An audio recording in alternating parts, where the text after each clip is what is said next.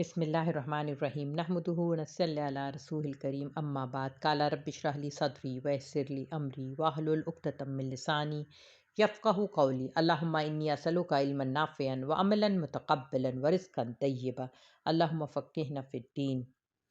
یا بدیع السماوات یا حی یا قیوم انی اسألک، اے آسمانوں کو پیدا کرنے والے، اے زندہ قائم رہنے والے، بے شک میں تجھ سے سوال کرتی ہوں۔ آپ صلی اللہ علیہ وسلم نے فرمایا، کیا تمہیں معلوم ہے کہ اس نے کس چیز کے ساتھ دعا کی؟ اس ذات کی قسم جس کے ہاتھ میں میری جان ہے، اس نے اللہ کو اس کے نام سے پکارا، جب اس نام سے پکارا جاتا ہے تو ضرور قبول فرماتا ہے۔ تو یہ جو کلمہ ہے اسے یاد کر لیں، یا بدیع السماوات یا حی یا قیوم انی اسألک۔ آج کی دعا ہے، رب ارحمہما کما ربیانی صغیرا، اے میرے رب میرے والدین پر رحم فرما جس طرح انہوں نے بچپن میں مجھے پالا تھا۔ یہ دیکھیے، یہ دعا جو ہے بہت قیمتی ہے۔ اللہ رب العالمین نے اپنے حق کے بعد، اپنی عبادت کے بعد، اپنی بندگی کے بعد، اپنی ذات کے بعد جو کسی کا حق دیا ہے، مقام دیا ہے، تو وہ والدین کا۔ اگر والدین خوش ہیں تو پھر ہماری تمام عبادتیں، ہماری تمام دعائیں کیا ہوں گی؟ مقبول ہوں گی۔ اور ایک اور دعا ہے، رب اجعلنی مقیم الصلاۃ ومن ذریتی ربنا وتقبل دعا ربنا اغفر لی ولوالدی وللمؤمنین یوم یقوم الحساب۔ یہ سورہ ابراہیم ہے، 40 اور 41 نمبر کی آیت ہے۔ اے میرے پروردگار، مجھے نماز قائم کرنے والا بنا، میری اولاد کو بھی اے ہمارے رب دعا قبول کر۔ پروردگار، مجھے اور میرے والدین کو اور سب ایمان لانے والوں کو اس دن معاف کر دینا جب حساب قائم ہوگا۔ دیکھیے، اللہ رب العالمین نے ہمیں حکم دیا ہے کہ کس طرح سے والدین کے ساتھ برتاؤ کرنا ہے، یہاں تک کہ ان کی تمام باتوں کو سننا ہے۔ صرف جب وہ دین میں مداخلت کریں یا اللہ اور رسول کے خلاف کھڑے ہوں تب آپ کو ان کی بات نہیں ماننی ہے۔ اس کے علاوہ آپ کو ان کے ہر چیز میں، آپ ان کے ساتھ اگر ان کی بات صحیح نہیں بھی ہے تو آپ نے ان کے ساتھ تحمل کا رویہ اپنانا ہے، ان کو برداشت کرنا ہے، سننا ہے۔ اس کے بعد ان کو سمجھانے کی اگر وہ سمجھ رکھتے ہیں تو ٹھیک ہے۔ ایسی بات بعض دفعہ ایسا ہوتا ہے کہ ایسی عمر کو پہنچ جاتے ہیں کہ وہ سمجھ نہیں سکتے ہیں، لیکن اس وقت بھی ان کو تو تڑاق نہیں کرنا ہے، اف نہیں کرنا ہے، بلکہ کیا کرنا ہے کہ خاموشی کے ساتھ یا مسکراتے ہوئے سن کے ہٹ جانا ہے۔ تو اللہ رب العالمین یہ کیوں رکھتا ہے ایسی باتیں؟ یہ جو ہمارے ماں باپ نے جو ہمارے لیے جو بھی قربانیاں دی ہیں، اپنی رات کی نیند، دن کا چین، اور اپنے بہت ساری ان کے اپنے جو اس وقت کے حالات تھے، جب ان کا کریئر آگے بڑھ سکتا تھا تو وہ پیچھے ہٹے، یا جو کچھ بھی تھا وہ وہی جانتے ہیں۔ تو انہوں نے جو کچھ بھی کیا ہے تو اس کا ہم نعم البدل نہیں دے سکتے، بس یہ کر سکتے ہیں کہ ہم ان کے ساتھ اچھے انداز میں اور محبت کے ساتھ، عزت کے ساتھ، سب سے بڑی بات تو محبت نہ بھی ہو تو عزت کے ساتھ کرنا چاہیے، کہ بعض دفعہ چیزیں ایسی ہو جاتی ہیں کہ محبت نہیں رہتی۔ وہ جو بوڑھے جو ہے ان کے ساتھ خدمت کرنا یا ان کے ساتھ رہنا وہ اپنے آپ میں ایک بہت بڑا ایک کام ہے، مگر اللہ نے اپنی اس سے منسوب کر لیا ہے کہ اگر تم یہ کام کرو گے تو میرے قریب آؤ گے، تم میری کیا کرو گے، میری رضا تم کو ملے گی۔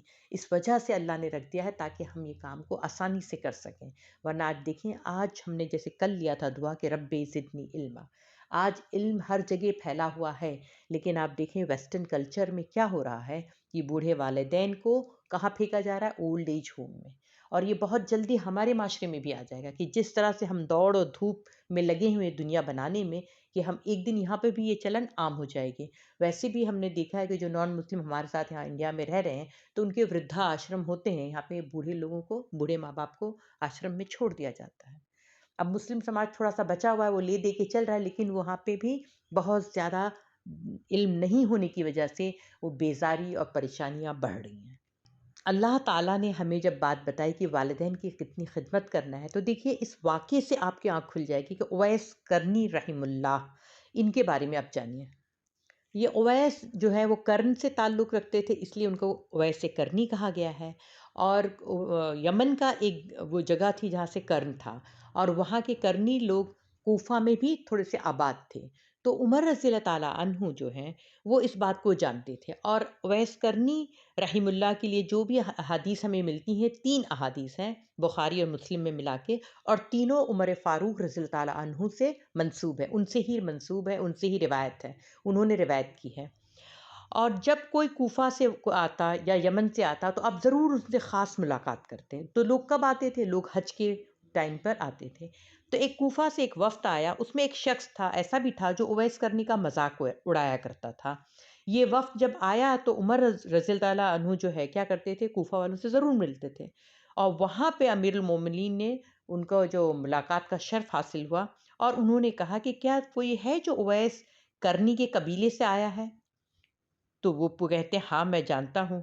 تو کہتے ہیں کہ میں نے سنا تھا رسول اللہ صلی اللہ علیہ وسلم سے کہ تمہارے پاس یمن میں سے ایک آدمی آئے گا اویس، اس کی مشغولیت یعنی اس کی جو بوڑھی ماں ہے اس کی خدمت کی، وہ اس کی جو مشغولیت تھی اس وجہ سے وہ میرے پاس ملنے نہیں، مجھ سے مل نہیں سکا، لیکن جب تم مجھ سے ملو تو اپنے لیے استغفار کرانا۔ تو سوچئے کہ وہ جو آدمی مذاق بناتا تھا اس پہ کیا اثر پڑا ہوگا۔ اور یہ بات پھر وہ وفد والے جو ہے اپنے تک یہ بات لے کر گئے، یہ حدیث پھر پھیلنے لگی۔ ایک اور حدیث ہے جس میں مسلم میں ہے کہ آپ فرماتے ہیں کہ تابعین میں سے ایک شخص ہوگا، آپ صلی اللہ علیہ وسلم نے فرمایا کہ تابعین میں سے ایک شخص ہوگا اویس، وہ خیر تابعین میں سے ہوگا۔ اور سوچئے آپ صلی اللہ علیہ وسلم نے تابعین کے ٹاپر کو بتایا ہے کہ وہ سب سے خیر ہوگا، تابعین میں سے سب سے اوپر ہوگا، اور جو اس سے ملے وہ اپنے لیے مغفرت کرائے، اگر وہ کسی معاملے میں قسم کھا لے تو اللہ کی، تو اللہ اس کی قسم کو ضرور پوری کر دے گا۔ اور ایک اور تیسری حدیث کا مفہوم یہ بھی ہے کہ عمر رضی اللہ تعالیٰ عنہ سے یہ بھی منسوب ہے یہ حدیث کہ کوفہ اور یمن والوں کے جو بھی وفد آتا تو آپ ضرور ان سے پوچھتے، اور اس وفد میں اتفاق سے اویس کرنی بھی تھے۔ تو آپ پوچھتے ہیں کہ کوئی ہے جو کرن سے تعلق رکھتا ہے؟ تو اویس کرنی کہتے ہیں ہاں میں ہوں۔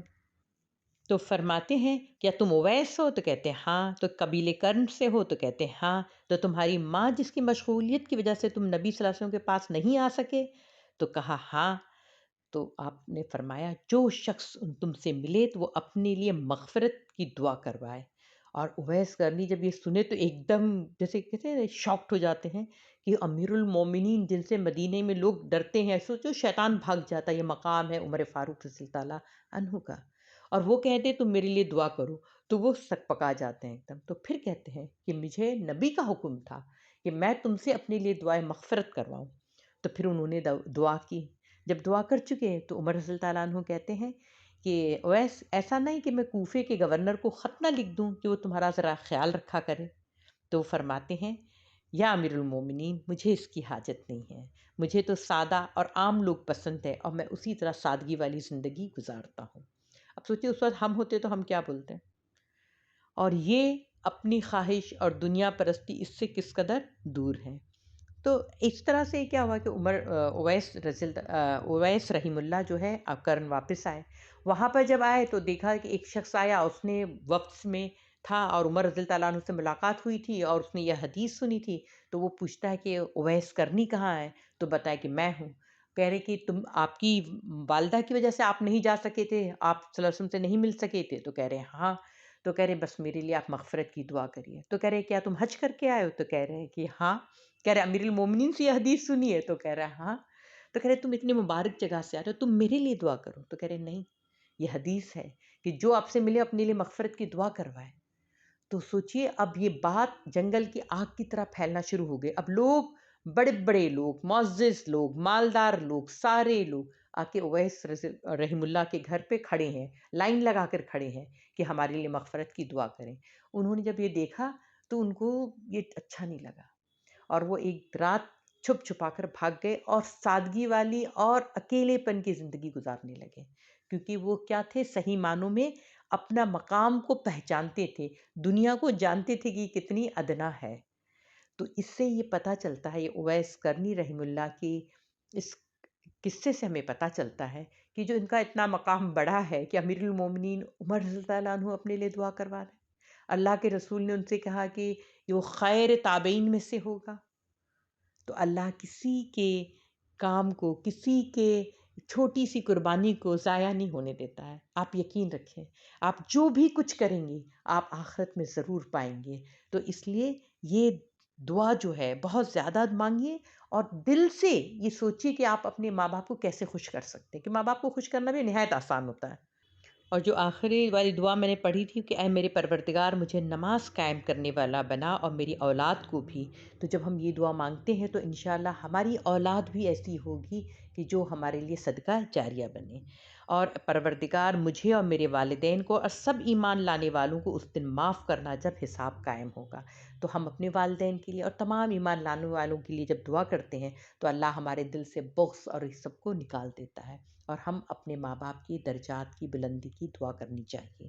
تو جن کے ماں باپ حیات سے ہیں تو وہ خوب ان کی خدمت کریں اور ان سے دعائیں لیں، اور جن کے ماں باپ فوت ہو چکے ہیں تو بے انتہا اپنے ماں باپ کے لیے کیا کریں، دعاؤں کا اور ان کی مغفرت کا، اور ان کے لیے کہ اللہ قبر میں ان کی کشادگی پیدا کرے، ان کے درجات کو بلند کرے، یہ سب دعاؤں کا اہتمام کریے۔ کیونکہ جیسے ہم آن لائن شاپنگ کرتے ہیں تو ہمیں پتہ چلتا ہے نہ ہم گئے مارکیٹ، نہ ہم نے وہ کیا، بس ہم نے یہیں سے آرڈر کیا اور گھر بیٹھے سب کچھ آ گیا، نہ دوڑ دھوپ کی نہ کچھ ہوا۔ تو اسی طرح سے آخرت میں آپ کے پاس کوئی چیز نہیں پہنچتی سوائے دعاؤں کے، سوائے اس کی کہ نیک اور صالح اولاد اپنے والدین کے لیے دعا کریں۔ تو یہ رمضان میں آپ خوب اپنا جو ہے اس سے فائدہ اٹھائیں، اپنے والدین کے لیے جو حیات سے ہیں ان کے لیے بھی دعا کریں کہ اللہ ان کو اچھی صحت دے اور ہم ان کا دل خوش کر سکیں، وہ ہم سے راضی ہوں، اور جو فوت ہو چکے ہیں تو اللہ ان کی مغفرت فرمائے، ان کی قبر کو نور سے بھر دے، ان کے درجات کو بلند فرمائے۔ جزاک اللہ خیر، شکرا۔